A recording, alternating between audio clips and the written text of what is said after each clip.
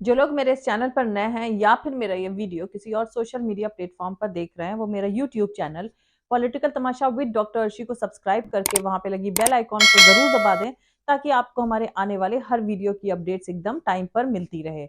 और दोस्तों, अगर आपको हमारे वीडियोज इन्फॉर्मेटिव लगते हैं, अगर आपको हमारा काम पसंद आता है, तो फिर आप अपने इस चैनल को सपोर्ट कर सकते हैं इसके पेट्रॉन बन करके, या फिर इसकी मेंबरशिप लेकर के, या फिर दोनों ही तरीके से। और दोनों का ही लिंक मैंने अलग अलग इसी वीडियो के डिस्क्रिप्शन में डाल दिया है। तो फिर चलिए आज के सियासी तमाशे के सफर को शुरू करते हैं।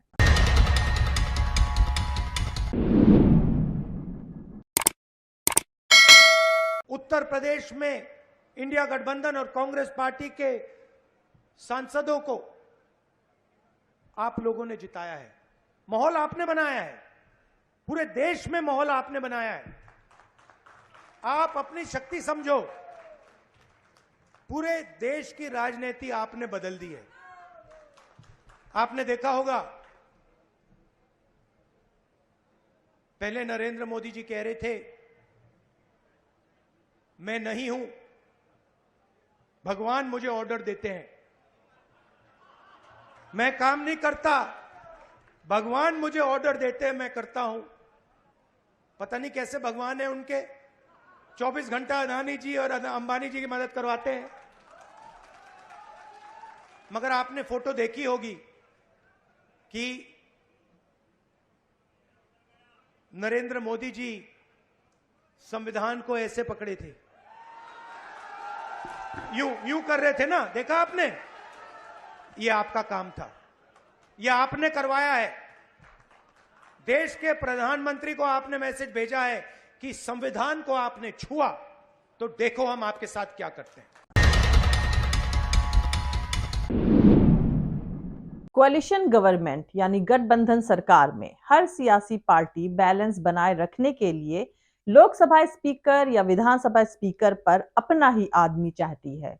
महाराष्ट्र में शिवसेना उद्धव ठाकरे वाली सरकार जब गिराई गई और पार्टी को तोड़ा गया, तो उसमें विधानसभा स्पीकर ने ही सबसे अहम किरदार निभाया था। अब क्योंकि मोदी सरकार में सिर्फ बीजेपी ही नहीं बल्कि दूसरी पार्टियां भी स्टेक होल्डर हैं, इसीलिए ऐसे हालात बन सकते हैं जहां सरकार को हाउस फ्लोर यानी सदन के पटल पर मुश्किलों का सामना करना पड़ सकता है। ऐसे में लोकसभा स्पीकर का किरदार बेहद अहम हो जाता है। कानून कहता है कि अध्यक्ष के पास दल बदल के मामलों में मेंबर्स को इनएलिजिबल यानी अयोग्य डिक्लेयर करने का पावर होता है। इसीलिए कोalition गवर्नमेंट यानी गठबंधन सरकार के दल किसी भी सिचुएशन के खिलाफ ढाल के तौर पर अध्यक्ष का पद लेना चाहते हैं, जहां उनके सांसदों को पाला बदलने पर डिस्क्वालिफिकेशन का सामना करना पड़े। बीजेपी की इस गठबंधन सरकार में टीडीपी और जेडीयू को सबसे बड़ा डर यही है कि अगर लोकसभा स्पीकर बीजेपी से हुआ तो कभी भी उनकी पार्टी के सांसद को तोड़कर बीजेपी अपने यहां मिला सकती है। अगर लोकसभा स्पीकर टीडीपी या जेडीयू से हुआ तो बीजेपी इन पार्टियों को तोड़ नहीं पाएगी। तो दोस्तों, 18वीं लोकसभा का पहला सेशन 24 जून को शुरू होगा। इसका ऐलान पार्लियामेंट्री अफेयर्स मिनिस्टर किरण रिजिजू ने वेडनेसडे को किया है। स्पीकर या तो पुराने ट्रेडिशंस के मुताबिक आम राय से चुना जाएगा, या फिर ऑपोजिशन अगर अपना कैंडिडेट खड़ा करता है तो सदन में चुनाव भी हो सकता है। नरेंद्र मोदी और भारतीय जनता पार्टी की अगुवाई वाली एनडीए सरकार 24 जून से शुरू होकर 3 जुलाई तक चलने वाले पार्लियामेंट सेशन के दौरान लोकसभा अध्यक्ष का चयन करेगी। पार्लियामेंट सेशन के पहले 3 दिन बेहद अहम है। इसमें न्यूली इलेक्टेड एमपी ओथ लेंगे यानी शपथ लेंगे। इसके बाद सदन के स्पीकर का चुनाव होगा। प्रेसिडेंट द्रौपदी मुर्मू 27 जून को लोकसभा और राज्यसभा की ज्वाइंट बैठक को एड्रेस करेंगी और अगले 5 सालों के लिए नई सरकार के रोड मैप का फ्रेमवर्क पेश करेंगी।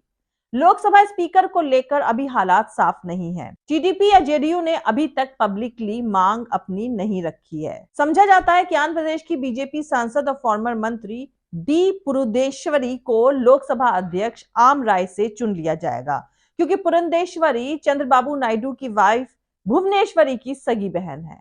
ऐसे में माना जा रहा है कि टीडीपी विरोध नहीं करेगी।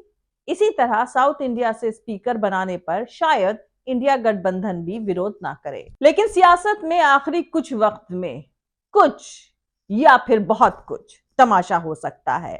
18वीं लोकसभा में इंडिया गठबंधन की पार्टियों की तादाद बढ़ने के साथ लोकसभा को 10 साल बाद लीडर ऑफ द ऑपोजिशन मिलना तय है। हाल ही में हुए लोकसभा चुनाव 2024 में बीजेपी ने 240 सीटें जीती, जबकि उसके एनडीए सहयोगी 53 और सीटें हासिल करने में कामयाब रहे। उसी गठबंधन की पार्टियों के दम पर मोदी सरकार टिकी हुई है, जिसमें टीडीपी और जेडीयू अहम है। ऑपोजिशन ग्रुप इंडिया ने लोकसभा चुनाव में 234 सीटें हासिल करी हैं। अब लोकसभा स्पीकर को लेकर एनडीए और इंडिया गुट में टकराव के पूरे आसार हैं। ऐसे में इस पद के लिए चुनाव की भी पॉसिबिलिटीज बन रही हैं। तमाम तरह की अटकलबाजियां भी सामने आ रही हैं। लोकसभा स्पीकर का चयन सत्तारूढ़ और ऑपोजिशन दोनों के लिए जोर आजमाइश का मौका बन गया है। दोस्तों, आंध्र प्रदेश में वेडनेसडे को टीडीपी के चीफ चंद्रबाबू नायडू ने बतौर सीएम शपथ ले ली है। प्रधानमंत्री नरेंद्र मोदी भी वहां मौजूद थे। कहा जा रहा है कि ऐसे में स्पीकर को लेकर भी चर्चा हुई होगी। वहीं अभी तक कैबिनेट में टीडीपी जेडीयू कोटे के मंत्रियों को लेकर कोई बयानबाजी नहीं हुई है। इससे मोदी खेमा राहत महसूस कर रहा है। इसीलिए मोदी सरकार का अगला टारगेट स्पीकर पद ही है। लेकिन सिर्फ मोदी खेमे की नजर ही स्पीकर पद पर नहीं है। टीडीपी और जेडीयू ने अभी तक अपने पत्ते नहीं खोले हैं, पर जो खबरें उन इलाकों से आ रही हैं उसमें कहा गया है कि दोनों की नजर इस पोस्ट पर है। मोदी का तीसरा टेन्योर टीडीपी और जेडीयू पर डिपेंडेंट है।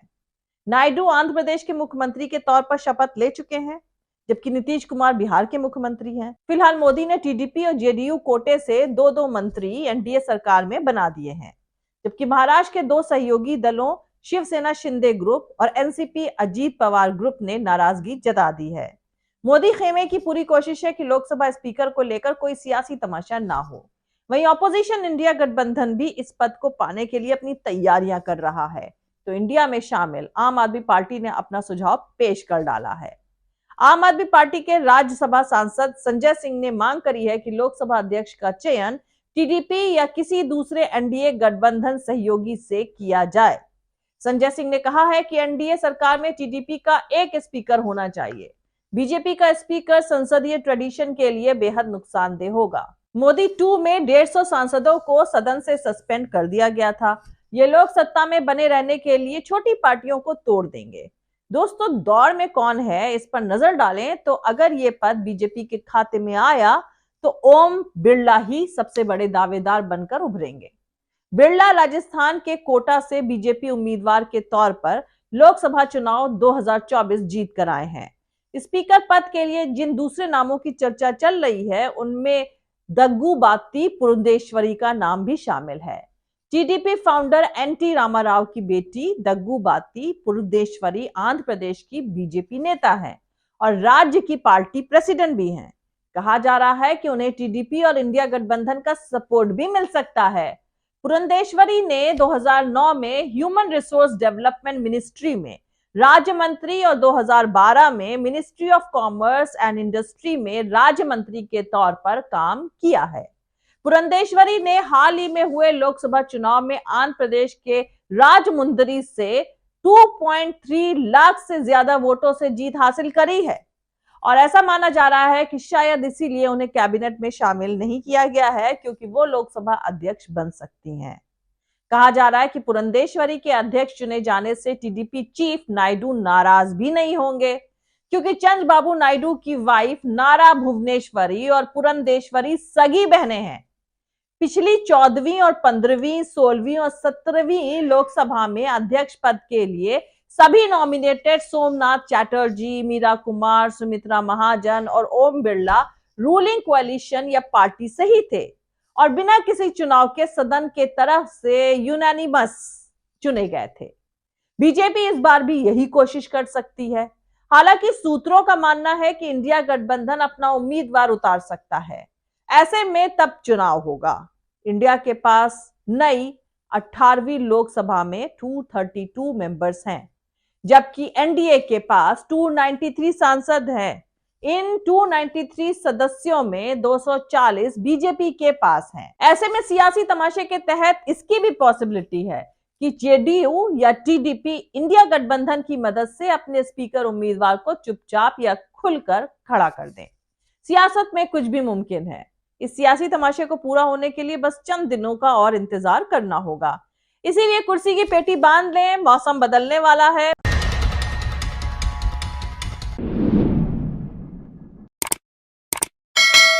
मिलते हैं अगले वीडियो में किसी दूसरे नए सियासी तमाशे के साथ।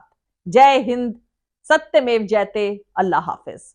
दोस्तों, हमारा पूरा वीडियो और दूसरे और वीडियोस देखने के लिए हमारा YouTube channel political Tamasha with doctor Arshi को सब्सक्राइब करके वहां पे लगी बेल आइकॉन को जरूर दबा दें, ताकि आपको हमारे आने वाले हर वीडियो की अपडेट्स एकदम टाइम पर मिलती रहे।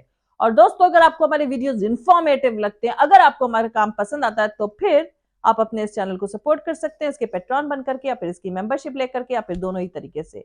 और दोनों का ही लिंक मैंने अलग अलग इसी वीडियो के डिस्क्रिप्शन में डाल दिया है।